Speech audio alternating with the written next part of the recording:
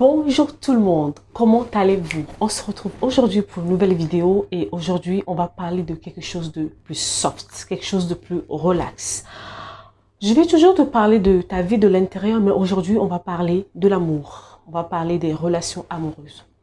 Vous savez quoi? La plupart du temps, ce que vous ne savez pas, c'est que votre état intérieur, votre état émotionnel a un grand impact au fait sur votre vie affective. Et ça, beaucoup ne le savent pas.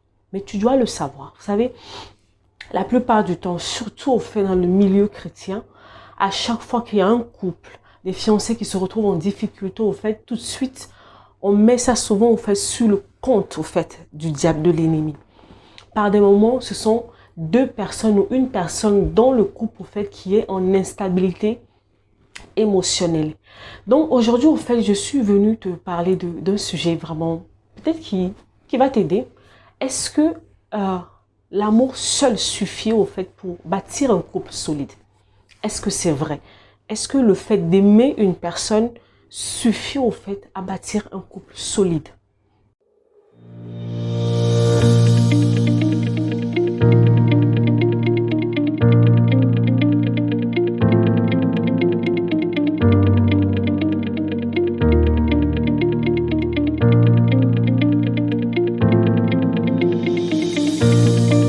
Est-ce que l'amour seul suffit au fait pour bâtir un couple solide? Est-ce que c'est vrai? Est-ce que le fait d'aimer une personne suffit au fait à bâtir un couple solide? D'autres vont me dire oui, d'autres vont me dire non. Au fait, de ma propre expérience, je me suis rendu compte que non, c'était pas suffisant. C'était pas suffisant. Pourquoi je dis que c'est pas suffisant? Parce que oui, tu peux aimer une personne, mais il y a les à côté au fait. Il y a les à côté de la relation. Donc, il peut y avoir l'histoire de la personne. Il peut y avoir son caractère. On peut avoir son background physique ou spirituel. On peut avoir des problèmes avec la famille. On peut avoir un problème d'ordre affectif, comme je viens de vous le dire. Pourquoi je vous dis cela? Parce qu'il n'y a pas très longtemps, en fait, on a reçu un message d'une dame au fait, qui nous disait au fait qu'elle était en couple. Se projetait vers le mariage avec un monsieur qui a grandi dans un environnement de violence. Le monsieur a grandi dans un foyer où toute sa vie, elle a vu son père battre sa mère. Et cet homme a grandi maintenant, mais en fait, il a du mal au fait à se mettre en couple, faire quelque chose de sérieux avec une femme parce qu'il a peur de reproduire les mêmes choses que son père. Et cette femme, en fait, pose la question, mais en fait, comment elle fait? Comment elle fait? J'ai beaucoup aimé la réaction de cette dame parce qu'elle a eu le courage d'en parler. Elle a eu le courage au fait d'aller chercher d'abord de l'aide au fait. Elle ne s'est pas vraiment plongée tout de suite dans la relation. Qu'est-ce qui se passe? La plupart du temps, on pense que le fait d'aimer une personne suffit. Non, il y a des choses au fait que tu dois regarder à côté au fait. Comme dans l'histoire de cette jeune dame que je viens de vous dire, elle a pris le temps de regarder à l'histoire de cet homme. Et en regardant l'histoire de cet homme, on va se remarquer au fait qu'il y a un problème au fait de fond qui est là. Et que si ce problème n'est pas réglé maintenant, ça va causer des problèmes plus tard dans le couple. Parce que je vous dis, un homme qui est violent, la plupart des hommes qui sont violents qu'on voit maintenant, ça n'a pas commencé aujourd'hui. Ce sont des choses dans lesquelles ils ont été baignés au fait dans leur enfance. Ce sont des choses qu'ils ont vues. Donc, si à un moment donné, au fait, cet homme qui a grandi au fait dans cet environnement de violence ne prend pas le temps de faire un travail sur lui-même, qu'est-ce qui va se passer? Ce monsieur va faire ce que j'appelle au fait souvent en langage, dans mon jargon, de mon travail, des schémas répétitifs. Les schémas répétitifs, c'est quoi? C'est le fait de reproduire une chose que l'on a vue. C'est le fait de reproduire une chose au fait à laquelle on a été exposé, que l'on le veuille ou pas. Souvent, j'entends des gens qui disent « Oui, mais Noélie, moi, je ne vais pas faire comme mon père, je ne vais pas faire comme ma mère, mais je ne comprends pas, je me retrouve à faire les mêmes choses. » Il ne suffit pas au fait de dire que tu ne vas plus reproduire la même chose. Il est important au fait que tu te reprogrammes. En fait. Il est important parce que la dernière fois, je te parlais de ton subconscient a gardé toutes ces données. Donc, pour lui, c'est normal. À un moment donné, ça va ressortir. Donc, pour ne pas refaire les mêmes dégâts, il va falloir que tu prennes le temps de travailler sur toi, de faire le ménage, de changer les données en fait à l'intérieur de toi avant de te projeter en couple.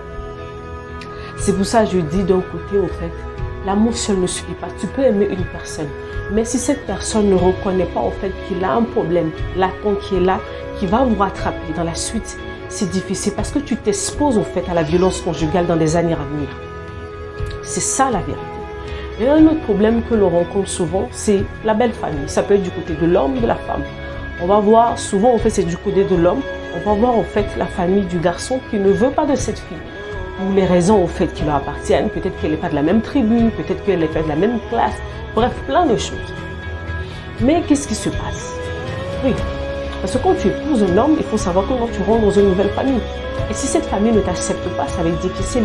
Et surtout, si cet homme à laquelle vous voulez en fait vous engager ne prend pas position par rapport à sa famille, en fait. Parce que oui, je rencontre beaucoup de femmes souvent comme ça qui se sont parties mariées à des hommes qui n'ont pas pris position vis-à-vis de leur famille dès le départ. Donc la fille, en fait, rentre en ménage avec un homme qui ne donne pas sa position. Et qu'après, qu'est-ce qui va se passer? Au fait, c'est la famille qui va gérer son couple. Et les problèmes commencent. Donc oui, tu peux aimer une personne, mais il y a des choses que tu dois regarder. Souvent, nous les femmes, avec nos émotions, dès qu'on voit une personne, on tombe amoureuse, c'est fini. On ne regarde plus rien. On ne regarde pas d'où la personne vient, on ne regarde pas son caractère, on ne regarde pas son éducation, on ne regarde pas son histoire, on ne regarde pas la famille, on ne regarde pas le genre d'homme qu'il est. Est-ce que c'est un homme responsable? Est-ce qu'on ne regarde pas? On est amoureuse, on fonce dedans. Maintenant, quand tu vas foncer dedans et que la réalité va te rattraper, qu'est-ce que tu vas dire? Ah non, cet homme, il est méchant, ah, cet homme, il est ceci. Au fait, non, il n'a pas changé, il a toujours été comme ça. Mais tu as refusé de regarder la vérité en face. C'est ça. 90% des femmes que je rencontre, la plupart du temps, on a le même problème. Elles ont vu des choses dès le départ. Elles ont vu. Souvent, les hommes, vous savez, on peut faire semblant.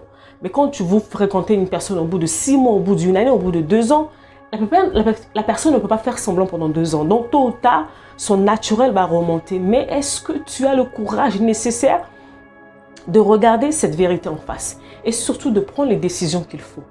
C'est ça.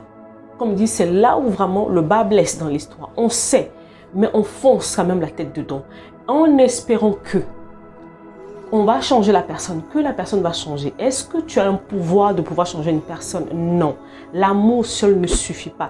L'amour que tu portes pour cette personne ne va pas forcément le pousser à changer. La personne doit décider. La personne doit reconnaître qu'il a un problème. Je prends un exemple simple. Tu rencontres un garçon où vous êtes dans les fréquentations, vous n'êtes même pas encore passé aux choses sérieuses. Cet homme te dénigre. Cet homme te parle mal. Cet homme te compare avec d'autres filles. Cet homme te permet de t'humilier, de te rabaisser. Il va même plus loin.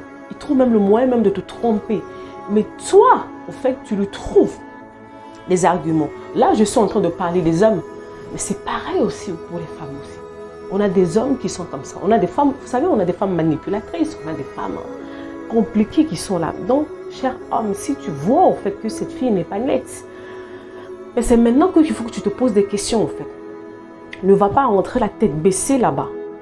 L'amour seul ne suffit pas. Il faut que tu regardes. Parce que bon, je suis du côté de l'homme. Tu es un homme, tu veux aller prendre une femme. Cette femme va devenir la mère de tes enfants. Elle va devenir vraiment ta vitrine, en fait. Il faut que tu prennes le temps de voir son éducation. Voir la famille dans laquelle elle est sortie. Connaître son histoire. Mais toi, au fait, tu t'es juste arrêté à sa beauté, à son physique. C'est tout, comment elle est jolie. Mais il y a des femmes qui sont jolies, mais qui sont très impolies. Oui, je suis une femme et je le dis, il y a des femmes qui sont très belles, mais qui sont très impolies, qui ne respectent pas, voilà. Donc, la beauté, c'est bien, mais ce n'est pas suffisant. Ce n'est pas parce que tu l'aimes comme ça, ce n'est pas suffisant. Parce qu'à un moment donné, tu vas voir au fait que cet amour que tu ressens pour la personne ne sera pas suffisant en fait. Il faut d'autres ingrédients pour que ça tienne dans la longueur. Parce que ce n'est pas ce que tu ressens là, maintenant, à l'instant T, qui va vous porter pour aller jusqu'au bout. Parce que souvent, quoi, on dit souvent l'amour, mais c'est quoi l'amour? Souvent, les gens, ils confondent le sentiment, ce que tu éprouves à l'instant et l'amour. L'amour, c'est une décision. Donc, l'amour, c'est une décision. Quand on parle de la décision, c'est-à-dire que tu vas regarder dans la vie de cette personne, tu vas voir ses failles, tu vas tout voir, et puis tu vas dire, bon, malgré tout ça, je me décide d'y aller. Pas seulement ce que tu sens. Le sentiment, ça te ment. Il y a un vieux père que j'aime beaucoup qui s'appelle Mamadou Karambiri qui a dit le sentiment, ce que tu ressens peut te mentir parce que au fur et à mesure des saisons de la vie, il y a des difficultés, il y a des choses qui vont arriver, il y a des moments où l'amour se tait et le sentiment se tait. En fait, ce que tu ressens se tait. Mais qu'est-ce qui t'aide au fait concrètement dans cette saison-là? C'est la décision que tu as prise à la base. En fait. Donc, c'est une décision que tu prends dans ton âme et conscience. C'est pour ça, à un moment donné, en fait, dans la relation, il va falloir parler des choses sérieuses. Des choses concrètes, pas seulement « ouais, il est beau, elle est belle, oh, ceci, cela ». Non, aller en profondeur, toucher à des choses sensibles, toucher à des choses, voilà. Comme ça, l'autre en face sait à quoi s'en tenir. En fait. Est-ce que l'amour seul suffit pour tenir? Non. Il y a beaucoup d'autres choses à côté. Mais souvent, c'est ce que nous ne prenons pas le temps de faire. Tu es une personne blessée émotionnellement parlant. Sache que tu as de fortes probabilités de blesser la personne qui est en face de toi. Que tu l'aimes, que tu ne l'aimes pas. Tu peux aimer une personne, mais tu vas détruire cette personne. Tu peux aimer une personne, mais tu vas détruire la relation parce que il y a un certain nombre de choses à l'intérieur qui ne vont pas en fait. Non, l'amour seul ne suffit pas. Il faut aller plus loin. Il faut checker, il faut analyser, il faut faire le ménage. Il faut en fait. Ce que tu ressens ne suffit pas pour faire tenir la relation en fait de longue distance. Regarde bien autour de toi. Oui, cet homme, tu peux éprouver des sentiments pour lui, mais va plus loin. Ne t'arrête pas seulement à l'apparence. Ne t'arrête pas seulement sur ce que la personne te dit. Prends le temps d'observer, ouvre tes yeux. Souvent, je dis au fait aux personnes, aux femmes que j'accompagne, surtout celles qui sont en fréquentation ou en fiançailles, je leur dis, au fait, là, tu mets ton cœur sur pause et tu ouvres ton cerveau. Ton cœur sur pause. Et tu ouvres ton cerveau. Ton cerveau permet de réfléchir. Ton cerveau te permet au fait de voir des petites choses, des petites alarmes rouges par-ci, par-là. Et c'est avec ça au fait que tu fais ton choix. Soit tu rentres dedans, ou soit tu te dis non, j'y vais pas ou j'attends un peu. Voilà, c'était ma vidéo pour toi aujourd'hui. Je suis Noélie Panda, je suis conseillère en relation d'aide. C'est vrai que je m'occupe de ta vie de l'intérieur, mais justement en parlant de ta vie de l'intérieur, il y a ta vie affective aussi qui compte. Donc aujourd'hui, j'étais venue te parler de ta vie affective. Il faut que tu en prennes soin. L'amour seul ne suffit pas. Il te faut d'autres choses. Je te souhaite une bonne journée. Au revoir.